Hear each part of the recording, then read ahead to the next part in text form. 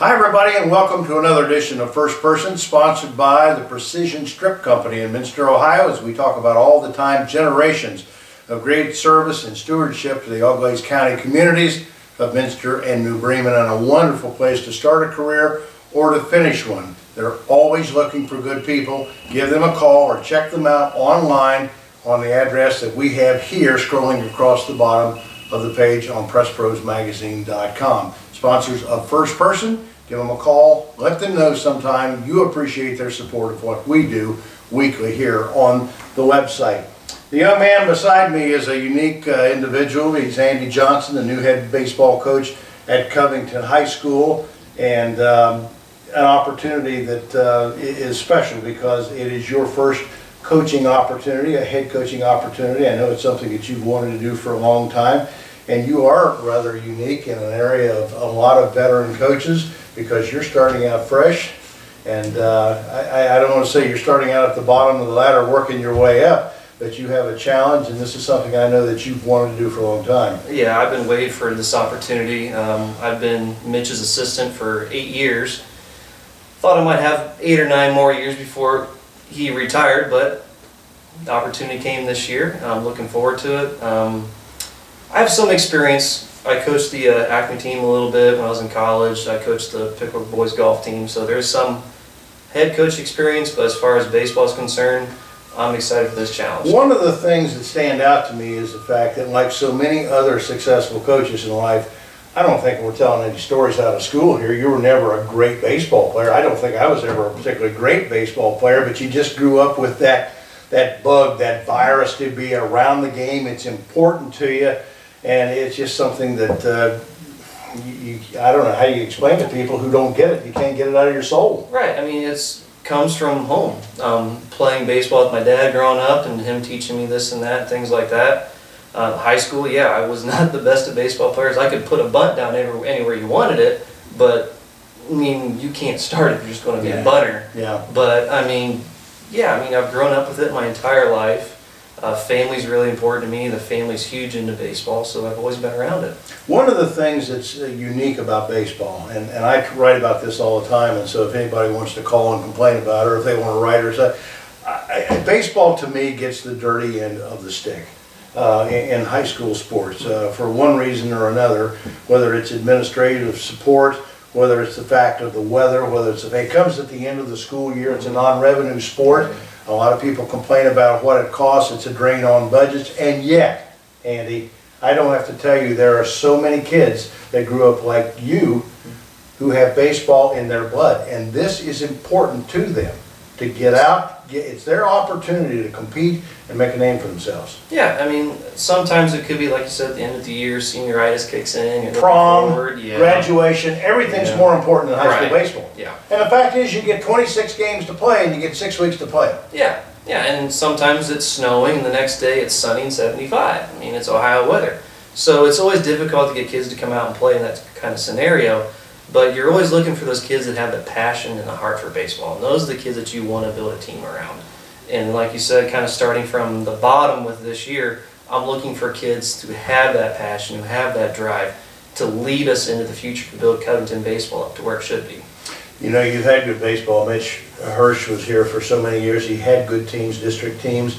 What's it take in a community like this against the kind of competition that you'll play, because it is important in the Shelby County League, in the MAC, in the Cross County Conference. Those are schools. Minster has won 3 titles, including back-to-back titles in 11 and 12. Warmy won a title in 7 and 10. And there is so much good baseball in these communities. What's it going to take for you, as you just said, to get kids to realize that baseball could be important to them?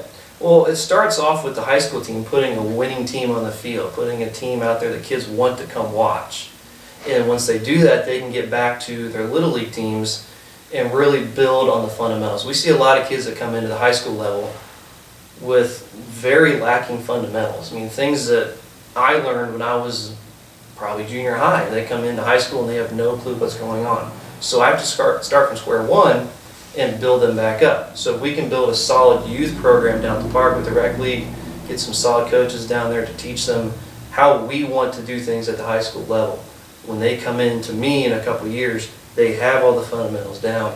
I don't have to spend my time going over, this is how you field a ground ball, this is how you turn a double play, things like that. You know, that's a utopian dream. Oh, I know. Because I'm here to tell you, there's just so many communities in which baseball is not that kind of priority. And it raises the $64,000 question, how do kids in Covington, Ohio, 45318, get to play the requisite amount of baseball necessary to get those skills?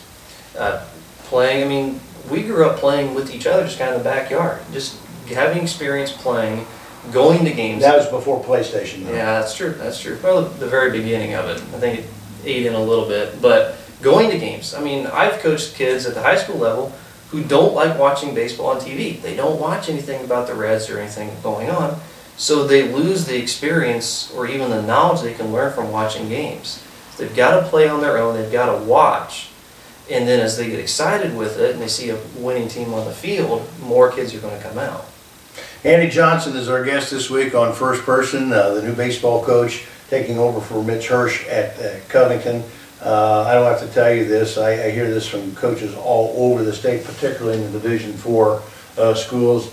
You have to share athletes. I mean, you've got the kid that's playing football, he's just coming out of basketball, hasn't picked up a baseball in months, since last August, maybe before baseball. How hard does that make realistically for you to get a program up to speed in, say, 2 weeks? And it is difficult. We still have guys wrestling right now, going to state, so we got to wait. Didn't mean to overlook that. I mean, we got another kid going to wrestling. Gage Kerrigan's going to be wrestling for state this week.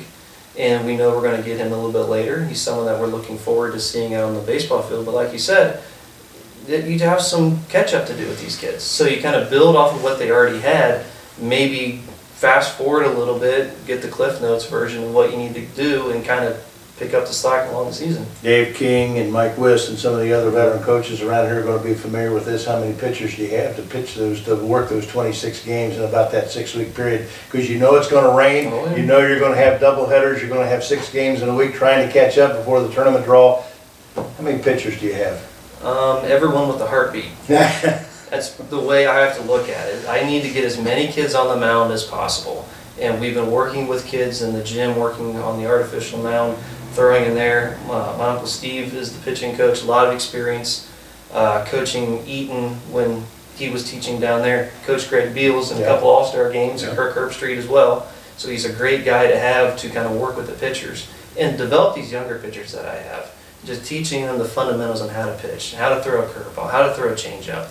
So we're working with these guys little by little to learn these basics of pitching, and then as they start to develop, we can get more guys through the system and really not have to tax the seniors throwing too much. I don't think I have to tell you this, baseball is a priority on PressProsMagazine.com. Yep. It is near and dear to my heart, as it is Andy Johnson, the new head baseball coach here at Covington. We wish you the best of luck.